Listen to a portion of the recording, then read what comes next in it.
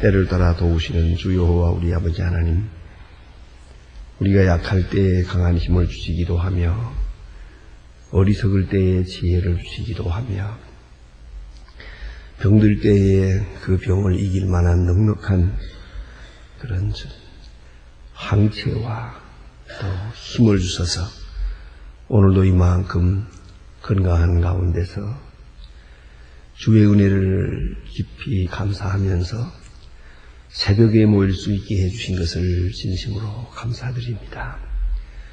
오늘까지 여기까지 인도하신 주여와 우리 아버지 하나님, 우리의 남은 여정도 인도해 주시옵소서. 우리가 이렇게 방황할 때마다 바른 길로 인도해 주셨고 오늘도 세상으로 기우려고 하는 마음을 주께서 강하게 붙들어 하나님의 존으로 신령한 세계로, 아니 영원한 주의 나라로 이렇게 인도해 주시는 하나님, 그 은혜와 사랑을 진심으로 감사합니다. 세상을 믿을 수 없고 나 자신도 내가 믿지 못합니다만 주님의 인도하심과 주의 능력은 믿고 있습니다.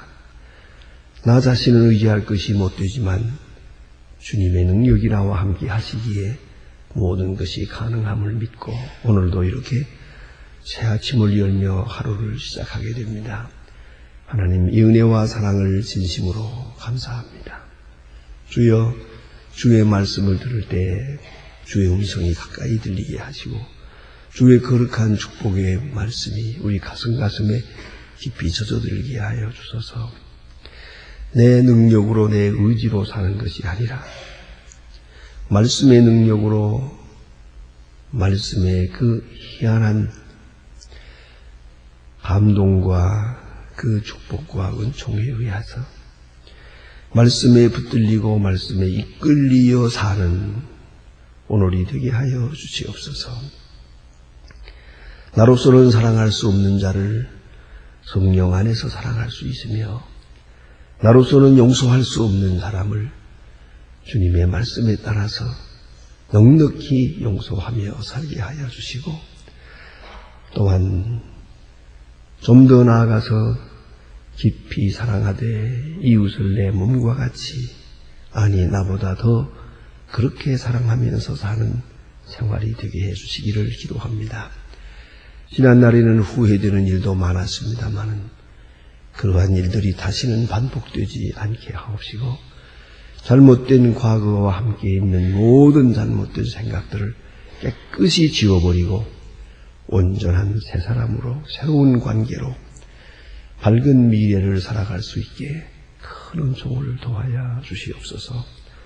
자비하신 주여, 오늘도 하나님의 말씀을 바로 듣고 바로 전하고 또한 들으면서 구원을 받고 모든 어두운 문제들이 다 풀리고 해결됨을 보게 하여 주시옵소서. 하늘의 음성을 듣는 시간이 되게 하시고 내가 주 안에 어떤 존재임을 깊이 깨닫는 아름답고 귀한 시간이 되게 해 주시옵소서. 하나님 아버지, 이제 저희 교회에게 은총을 더하사 말씀과 진리가 풍성하게 하시고 특별히 세워주신 각 기관마다 주의 영광을 드러내며 하나님의 사역을 온전히 이루어가게 도와주시옵소서. 주여, 이 나라를 돌보시고 이 민족 위에 큰 은총을 베푸시옵소서. 대통령에게 참으로 나라 사랑하는 마음을 주시되 밝은 판단력과 총명을 주시옵소서. 또 위정자들에게 바른 의식을 주셔서 이 혼잡한 민족, 이 어려운 문제들을 잘 풀어나갈 수 있게 도와주시옵소서. 솔로몬에게 같이 하시듯이 다니엘에게 같이 하시던 주님의 능력이 위정자들에게 함께 해주셔서 이 어려운 난국을 지혜롭게 풀어나갈 수 있도록 도와주시기를 바랍니다. 온 국민이 평화를 사랑하며 공의를 따르며 진리 안에 바로 설 수 있게 도와주시고 이제는 온유 겸손한 가운데서 참고 기다리면서 아름다운 미래를 창출하게 은총을 도와야 주시옵소서. 하나님 아버지, 오늘도 저 북녘 땅의 은총을 더하시고 가난과 억압과 고통과 굶주림에서 건져 주시옵소서. 우리가 저들을 위해서 해야 할 일이 무엇이며 할 수 있는 일이 무엇이겠습니까? 우리에게 맡겨진 고아들을 주님의 말씀으로 진리 안에서 잘 양육하게 하시고 또한 과학기술대학을 세우는 일 아름답게 진행이 되고 있사온데 이제 그 결과와 진행을 주께서 주장해 주셔서 아름답고 귀하게 세워 하나님께 영광되고 굳게 닫힌 북한을 여는 아름다운 계기가 될 수 있게 하옵소서. 주여, 우리는 아무것도 가진 것이 없사오나 주께서 주의 사람들을 통해서 감화하시는 중에 크고 위대한 역사를 넉넉히 이루어가게 도와주시옵소서. 하나님 아버지, 오늘도 해외에 있든지 여행 중에 있는 사람들, 군문에 나가 수고하는 젊은이들이나 공부하는 자녀들, 유학생들 하나하나 다 돌보아 주시고 특별히 수험생들에게 큰 위로와 능력과 용기를 주시옵소서. 주여, 우리가 기도하는 자 된 것처럼 저들도 기도하고 공부하고 성경 보고 공부할 수 있는 그 믿음의 사람들 되게 하여 주시옵소서. 특별히 병중에 있는 분도 많고 슬픔을 당한 가정이 있습니다. 하나하나 다 위로하시고 주의 큰 은총을 도하시옵소서. 주님의 크신 은혜와 사랑과 진리로 온 교회에 채워주시옵소서. 오늘은 좋은 소식을 들으며 아름다운 일들을 경영하며 기쁜 이야기를 나누고 소망적인 그런 이야기를 들을 수 있는 은혜의 날이 되게 하옵소서. 주 예수 그리스도의 이름으로 기도드립니다. 아멘. 하나님의 말씀 계속해서 우리 사도행전 22장 보겠습니다. 사도행전 22장, 오늘은 22절로 30절 끝절까지 보게 됩니다. 사도행전 22장 22절로부터 30절 끝절까지 봉독하게 되겠습니다. 지금 22절로부터 시작합니다. 이 말을 끝까지 듣는다가 저희 소리질러 가라되 이놈은 아무 세상에 좁시하자 둘러선 공중에 떠들며 옷을 던지고 뒷글을 공중에 날리니 선부장이 바울을 영문으로 안으로 데려다 저희가 일로 그 데려다하여 떠드나 알고자 하여 책찍질하며 신문하려 할 때 가족 바울이 곁에 섰는 백부장에게 이르 내가 로마 사람인 줄을 저희를 정죄치 아니하고 책찍질할 수 있느냐 하니 백부장이 듣고 가서 선부장에게 전하여 가라되 어찌하려느뇨 이는 로마 사람이라 하니 선부장이 와서 바울에게 가라되 네가 로마 사람이냐 내게 말하라 가라되 그러하다. 선부장이 대답하여 나는 돈을 많이 들여 시민권을 얻었노라. 바울이 가라되 나는 나면서부터 신분을 나가던 저희가 곧 그에게 물어가는데 선부장도 그가 로마 사람인 줄 알고 또는 그런 결박하는 인하여 두려워하니라. 이튿날 선부장이 무슨 일로 유대인들이 그들에게 수고하는지도 알고자 하여 그를 결박을 풀고 명하여 제사장들과 온 회중을 모으고 바울을 데리고 내려가 저희 앞에 세우니라. 아멘. 우리는 지난 시간에 사도 바울이 예루살렘에서 체포되는 것을 보았습니다. 그 체포되는 그 자체가 사실은 모순이었습니다. 왜냐하면 바울은 이방 사람을 예루살렘의 성전에 데리고 간 일이 없습니다마는 시장에서 이방 사람과 이야기하는 것을 보고 그 사람을 틀림없이 성전까지 데리고 갔을 것이다. 이렇게 오해하고 편견을 생각하고 그리고 성전을 더럽혔다. 율법을 더럽혔다. 모세를 배반했다. 그리고 소리 질러서 소란을 떨게 됩니다. 이리해서 바울을 죽이겠다고 할 때에 백부장과 천부장이 달려들어서 이걸 막고 지금 체포함으로써 일단 일을 멈추고 천부장이 그에게 기회를 주어서 많은 군중들 앞에서 내 자신에 대해서 천명하라 그랬습니다. 백성들이 자기를 죽이려는 것을 알고 있습니다. 로마 사람들이 지금 자기를 보호해서 이만큼 지금 생명을 부지하고 있다는 것도 알고 있습니다. 그야말로 생명이 경각에 있습니다. 그런데 바울은 담대하게 복음을 전합니다. 그것은 본 대로 들은 대로 전합니다. 나와 당신들은 같습니다. 나도 예수 믿기 전에는 당신들과 똑같은 생각을 하고 있었습니다. 그런데 다메섹 도상에서 예수를 만남으로 해서 내가 이렇게 복음을 전하는 사람이 됐습니다. 하고 말합니다. 그 말의 뒷말은 무엇이냐면 당신들도 예수를 알게 되면 나처럼 될 것이요. 당신들도 예수를 만나기만 하면 생각을 바꾸어서 나와 같은 그런 생각을 가지게 될 겁니다. 하는 그런 의도가 거기에 있습니다. 그래서 거기도 잊지 말아야 돼요. 나와 당신은 같습니다. 다만 예수님이 나를 이런 사람 되게 했고 그런 거로 당신들도 예수를 믿게 되면 나와 같은 사람이 될 겁니다. 라고 말하고 있는 겁니다. 다시 이제 27장으로 이렇게 건너가면서 보면 아그리빠 왕 앞에서 바울이 천명하는 것을 볼 수 있는데 그때 아그리빠 왕이 설교하는 것을 이렇게 듣다가 바울아, 내 많은 지식이 너를 미치게 했구나. 네가 몇 가지 말을 해서 나를 예수 믿는 사람 만들려느냐? 이렇게 교만한 말을 합니다. 그때 그 바울이 유명한 말을 합니다. 난 그 말이 너무 마음에 들어요. 내가 지금 결박당한 것 이거 외에는 모든 사람이 나와 같기를 바랍니다. 그것이 전도인의 마음입니다. 나와 같기를 바랍니다. 나처럼 행복하고 나처럼 기쁘고 나처럼 소망에 있고 나처럼 이런 사람이 되기를 바랍니다. 모든 사람이 나와 같기를 바랍니다. 그게 바로 전도예요.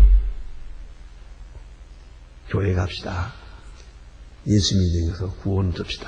다 좋은 말이에요. 그러나 가장 능력 있는 말은 당신도 나와 같이 됩시다. 자, 이제 나와 같이 됩시다 할 때 저 사람이 당신? 아이고, 난 안 믿겠어. 그러면 어떻겠습니까? 어떤 사람이 내가 짓궂은 사람이에요. 신방을 가는데 남편이 예수 안 믿는 사람인데 거기 마침 집에 있다가 나한테 붙잡혔어요. 그래서 앉으라고 그러고 전도를 했어요. 교회 나갑시다. 이 사람 참 짓궂은 소리 하대요. 목사님, 예수 믿으면 천당 간다면서요. 아, 그러면요. 하는 말, 그러면 나 천당 안 갈래요. 예수 안 믿습니다. 저 사람 천당 간다면 난 천당 안 가겠습니다. 그래. 아이고, 마누라가 어떻게나 못되게 노는지. 이게, 저 사람 천당 간다면 난 지옥 갈랍니다. 자, 이런 마누라에게 전도받겠어요? 예수 믿는 사람들은 다 그래요. 누군가, 딱 한 사람이라도 좋아. 정말 그리스도 닮은 한 사람을 만나고야 예수 믿게 돼요. 나도 저 사람처럼 되고 싶다. 저 사람처럼 된다면 좋겠다. 저 사람이 가는 천당 나도 가고 싶다. 이래 돼야 전도가 되는 거지. 전도하는 사람에 대한 매력이 없으면 전도가 안 돼요. 그래서 유명한 전도학의 말이 있습니다. 위대한 그리스도인을 만나고 그리고야 예수를 믿게 되는 것이다. 그래서요. 그러니까 나와 같기를 바랍니다. 또 예수 믿는 사람은 나도 당신처럼 되고 싶소. 이런 관계에서 전도가 되는 것이에요. 그런데 사도 바울이 지금 이렇게 담대하게 설교를 하고 맨 마지막 말이 뭐냐면 유대 사람들이 나를 이렇게 박해하면서 그런데 그리스도께서 말씀하시기를 너는 이방인에게로 가라. 이방인에게로 가라 라고 하는 명령을 받았다는 거 아닙니까? 예? 이방인에게로 보냄을 받았다. 그래서 엑스아포스톨로스입니다. 아포스톨로스가 사도한 보냄받은 사도란 말인데 엑스아포스톨로스입니다. 그러니까 보냄을 받았다. 사도로 보냄을 인들을 구원하기 위해서 나를 하나님이 이방인에게로 보냈다 하는 겁니다. 복음이 예루살렘에만 있을 것이 아니고 이방인에게로 전해지는 것이다 라고 하는 말을 하게 됩니다. 근데 오늘 본문에 보니까 그렇지 않습니까? 자, 내가 멀리 이방인에게로 너를 보내리라 하셨느니라 할 때 21절입니다. 22절에서 이 말을 하는 것까지 저희가 듣다가 소리질러 가로되, 이 말을 하는 것까지 듣다가 이게 더 참을 수가 없어요. 그가 예수를 만난 얘기 그냥 들어주었어요. 그러나 이방인에게 보냄을 받았고 이방인을 구원하기 위하여 나는 이방인에게로 가게 되었다 하는 말을 듣는 순간 참지 못하고 소리를 질러서 자, 이러한 놈은 세상에서 없이 하자 하고 달려들어 죽이려고 합니다. 오늘 본문의 내용은 참 너무 처절하고 극악한 그런 상황이 여기 벌어지고 있는데, 이 말까지 듣다가 이러한 놈은 주지 말자. 무서운 시간이요. 살벌한 시간입니다. 여기서 우리가 생각해야 합니다. 바울의 설교가 얼마나 훌륭했습니까? 얼마나 확실합니까? 얼마나 신학적이고 논리적입니까? 그런데 이 말을 듣고 이렇게 강팍해지더란 말이에요. 그러니까 안 믿을 사람은 안 믿어요. 다른 사람 다 믿고 구원받는데 그 사람은 안 믿어요. 안 믿어지는 데야 도리가 없잖아요. 믿어지는 것이 성령이고 안 믿어지는 것이 마귀예요. 그러게 잊지 말아야 돼요. 마귀가 역사한다는 걸 알아야 돼요. 사탄이 역사하고 있는 걸 자기도 모르고 있어요. 여러분 그걸 아십니까? 사탄이 그런 말을 한답니다. 사탄이 많은 사람을 죄악에 빠뜨리기 위해서 시험을 거는데 시험 보는 가운데서 최고로 고등 시험, 아주 고급 성공적인 효과적인 시험이 뭐냐면 사탄의 역사가 있다는 것을 믿지 않게 하는 것이랍니다. 내가 지금 사탄의 역사에 사로잡혀 있다는 걸 내가 모르게 만드는 거예요. 그게 바로 최고로 성공적인 것이라는 게 아닙니까? 이와 같이 오늘 이 사람들 똑같은 말씀을 한 틈 장소에서 들었는데 한쪽에서는 구원의 역사가 이루어지고 한쪽에서는 더 악해지더라. 그래서 복음은 심판적 요소가 있는 거예요. 극단적으로 말하면 성령이 감화해서 마음을 열어줄 때 단 한 번 복음을 듣고도 예수를 믿게 되는 것이고 영접하게 되고, 그리고 사탄의 역사에 붙들려 있는 사람은 복음을 듣는 순간 더 악해지는 거예요. 더 굳어지는 거예요. 더 강팍해지는 거예요. 그래서 오늘 본문에 보니까 심령의 찔림을 받고 듣고 믿는가 하면 듣고 악해졌어요. 그래서 이런 놈은 세상에 두지 마자 소리를 질러서 죽이려고 들어요. 여기서 우리가 한 가지 알아야 됩니다. 당시 로마 법은 반드시 죄는 재판하되 적어도 사람을 죽일 수 있는 그런 사형 집행권, 사형권은 로마 사람에게만 있었어요.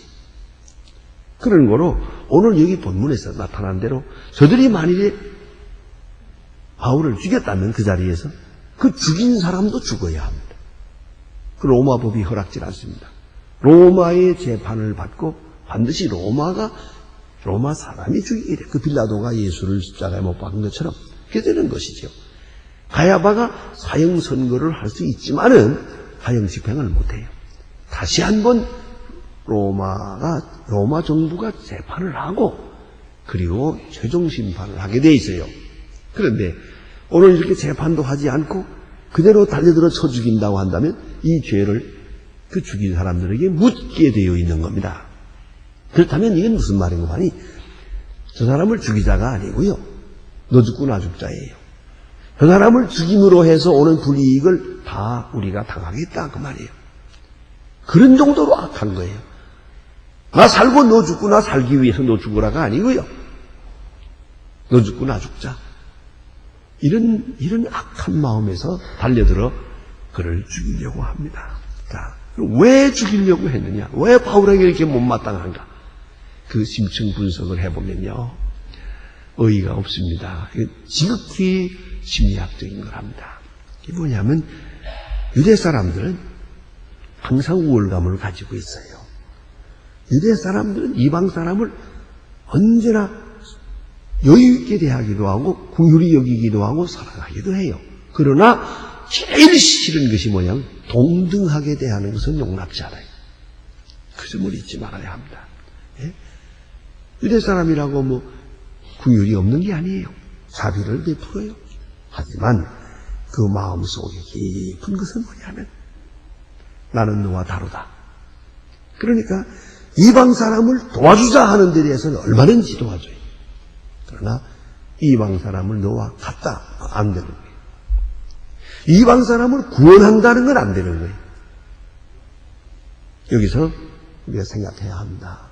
가만히 보면 뭐 사랑한다 봉사한다 해도요 한 단 낮추어 가지고 자기를 높이면서 사랑한다고 하는 경우가 많아요. 그리고 구제한다는 것은 남을 불쌍히 여기는 거예요. 이런 정도죠. 그를 나와 동등하게 대하는 건 어려워요. 왜? 저를 나와 동등하게 대하면 내가 저와 같아지는 거예요. 내가 이방 사람을 동등하게 대하는 순간 내가 이방 사람이 되는 거예요. 그건 용납을 못하는 거예요. 바로 여기서 문제가 되는 것이에요. 같아져야 되는데요. 같이 생각할 수 없는 거예요. 너무나 구체적인 얘기가 되겠습니다만은 그런 사람들을 봅니다. 가끔 보면요.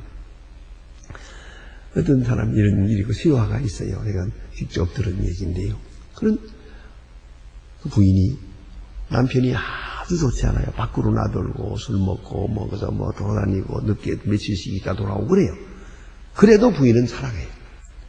음식도 잘 대접하고 옷도 잘 알아서 대고 아주 순종하면서 지내요. 심지어는 옆에 있던 집사님들이 그런 말까지 해요. 나는 자존심도 없냐? 저런 나쁜 남자를 어떻게 그렇게 정성껏 대해주느냐 그랬어요. 그러니까 그래 어떡하냐? 내 남편인데 아이들을 위해서도 그렇고 정성껏 대해야지. 이러고 잘했어요. 그런데 어느 날 대판 싸웠어요.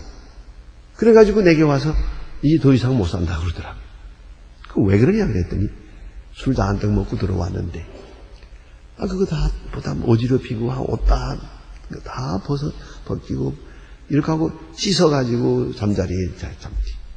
그래서 그 옆에 부인이 누웠는데 자다가 잠꼬대를 한대요. 그리고 자기 아내를 끌어안으면서 위스킨 그랬대요. 이거 벌떡 일어났어요. 이건 못 참아. 그러더라고요. 그래서 내가 일부러 한번 물어봤어요. 왜? 그렇게까지 정성을 다했는데 희생적으로 봉사했는데 왜 그러냐 그랬더니 이게 중요한 말입니다. 나를 떠나서 딴 여자를 만나든 뭐라든 나는 그를 불쌍히 여길 수 있습니다. 그래서 그를 사랑할 수 있습니다. 나는 나 자신을 장녀 취급하는 것은 안 됩니다. 나를 다른 여자와 같이 취급하는 것은 못 참습니다. 여러분 이거 아시겠어요? 유대 사람들이 왜 지금 이렇게 바울을 죽이려고 하느냐? 이방 사람들을 유대 사람과 동등하게 취급한다는 데서 화가 난 거예요. 높은 유대 사람이 낮은 이방 사람을 불쌍히 여기는 것 좋아요. 얼마든지. 그러나 이방 사람을 유대 사람하고 같이 취급하고 같이 구원받고 그 말은 유대 사람이 이방 사람 된다는 게 되거든요. 같아진다는 것이 되기 때문에 이건 못 참는다는 거예요. 이건 분명히 알아야 합니다. 죄인을 사랑하려면 내가 죄인의 위치로 내려가야 됩니다. 이유는 없어요. 그래서 제가 앉혀놓고서 한들이 설명을 했습니다. 자, 죄인을 사랑하려면 당신이 죄인이 돼야 됩니다. 좀 더 나아가서 저 남자를 구원하려면 당신이 나가서 짓는 잘못된 행위에 원인 제공은 내가 한 겁니다. 그리고 나는 원인 제공죄가 있습니다. 당신은 행동으로 죄를 지었고 나는 당신을 죄 짓게 한 죄인입니다. 그 마음을 가지고 회개하고 남편을 꼭까지 죄인을 사랑하면 죄인입니다. 내 자신이 죄인의 의식을 가져야 된다. 비로소 남편을 회개시킬 수가 있었어요. 죄인의 의식을 가지지 않고 의인의 위치에서 죄인을 사랑한다는 거예요. 높은 위치에서 사랑합니다. 예수님께서 이 땅에 오신 목적이 뭡니까? 왜 높은 보좌에서 역사하지 않고 땅에 오셨습니까? 왜 죄인의 모습을 하고 십자가에 죽었습니까? 이게 사랑의 원리요, 생명의 기본이라는 걸 알아야 돼요. 유대 사람들 넉넉한 자비심이 있어요. 이방 사람들 함께하고 함께 살아요. 그러나 아니, 같은 건 아니에요. 우리는 한 단 높아요. 높은 위치에서 내려다보면서 살아가는 거예요. 자, 보세요. 탕자가 돌아오지요. 아버지는 탕자를 순수한 아들로 생각했어요. 그러면 사실은 아버지도 탕자가 되는 시간이에요. 아버지도 이거 뭐 형편없어지는 시간이죠. 그래도 아들을 사랑해야지. 그런데 형은 어떻습니까? 형은 못마땅해요. 어떻게 저 아들과 나를 동등하게 취급하느냐 이거야. 그건 안 된다는 거죠. 저 아들은 재산을 다 없애고 돌아왔는데 그런 탕자예요. 나는 이 집을 지킨 사람이에요. 그런데 나와 저 아들을 같이 생각을 해요. 어떻게 저게 아들입니까? 그러나 더 나쁜 것은 나를 탕자와 같이 취급하는 건 내가 참을 수가 없다 이거예요. 그게 불평하지 않습니까? 오늘 유대 사람들 가만히 보면 참 기가 막힌 겁니다. 이런 유대 사람들의 랍비의 경우에 이런 말이 있어요. 그 사람이 낫을 빌려달라고 했어요. 옆집에 가서. 빌려달라고 그러니까 없다고 안 빌려줬어요. 그 다음날 그 사람이 또 이 집에 와가지고 말을 좀 빌려달라고 그랬어요. 말을. 그러니까 어제 낫을 안 빌려줬으니까 다 말을 빌려줄 수 없어 그랬어요. 그 복수죠. 그렇죠? 어제 내가 낫을 빌리러 갔다가 빌리지 못했으니까 오늘 말을 빌리러 왔는데 안 돼! 그래서 안 줬어. 복수입니다. 그런데 이보다 더 나쁜 게 뭔지 아세요? 이렇게 낫을 안 빌려줬는데 오늘 와서 말을 좀 빌려달라고 그래요. 그러면 한마디 해요. 당신은 나에게 낫을 빌려주지 않았지만 나는 당신에게 말을 빌려주겠소 하고 줘요. 어떻습니까? 이것은 미움이에요. 이건 사랑이 아니에요. 자기의 높음을 과시하는 거예요. 당신은 낫을 안 빌려줬지만, 낫을 누구도 안 빌려줬지만, 안 빌려준 당신에게 나는 말을 빌려줍니다. 참 근사한 것 같은데 그게 더 나쁜 거예요. 아시겠습니까? 그게 더 나쁜 거예요. 당신은 나를 이렇게 괴롭히지만은 나는 당신을 사랑합니다. 고고하죠. 거기에 문제가 있는 거예요. 오늘 유대 사람들이 이렇게 이방 사람이 예수 믿는 걸 못마땅하게 여겨요. 동등하게 대하는 걸 못마땅해. 바울이 그리스도의 명령을 받고 이방인의 사도가 되었노라. 이방에 가라고 해서 갔노라. 가서 복음을 전해서 많은 이방 사람들을 예수 믿고 하나님의 백성 되게 했노라 하는 이 말을 못 참는 거예요. 그건 안 된다는 거예요. 이걸 우리가 생각할 때 자기 우월감, 자기 기득권 이런 것이 얼마나 무서운 것인가. 그래서 예수님 말씀이 자기를 부인하고 예수를 믿으라 그러죠. 오늘도 예수 믿고 우리가 선한 일도 하고 봉사도 하면서도 한 자리 높여서 높은 위치에서 낮은 자를 불쌍히 여기는 것 같은 그런 마음으로 말이에요. 그렇게 사랑하는 것은 참 사랑이 아니에요. 그건 아니옵시다. 어떤 일을 해도 그건 사랑이 아닙니다. 그건 미움입니다. 그렇기 때문에 자기가 없어지고 나와 당신은 같습니다. 아니, 당신이 이렇게 잘못된 것이 나 때문일 겁니다. 자기가 저와 같은 아이덴티파이 되는 같은 심정을 가지고 그리고 대할 때만 그게 사랑이다 하는 것입니다. 자, 그런데 오늘 여기 본문에 좀 나가다 보면 이 사람들은 얼마나 바울을 미워했던지 죽이려고 들었어요. 이게 뭡니까? 죽여서 문제를 해결했다는 거예요. 세상에 제일 무서운 사람이 이 사람이에요. 죽여서 해결될 수 있는 겁니까? 죽음이 모든 문제의 해결이라고 생각하는 것처럼 무서운 철학이 없어요. 나 죽으면 그만이다. 또 죽이면 그만이다. 그럴까요?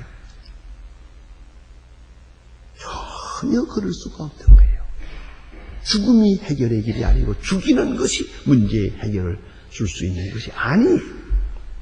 그럼에도 불구하고 자기들의 우월감이 손상되고 자기들의 명예가 이렇게 좀 침해된다고 해서 격한 감정에서 거침없이 바울을 죽이려고 듭니다. 천부장은 아니다. 이 붙들어 놓을 때 보니까 로마 시민권을 가졌다는 말을 듣고 깜짝 놀랍니다. 로마 시민은 돈을 많이 주고 시민권을 사는 일이 있습니다. 요새 투자 이민 같은 그런 거죠. 또 큰 공로를 세울 때 로마를 위해서 큰 공로를 전쟁에 나가서 공을 세운다든가 군인으로서 10년 이상 복무했다든가 이렇게 할 때 이제 로마 시민권을 받게 됩니다. 하나는 제일 중요한 원초적인 것은 로마 시민의 자식이면 자동적으로 시민이 되는 겁니다.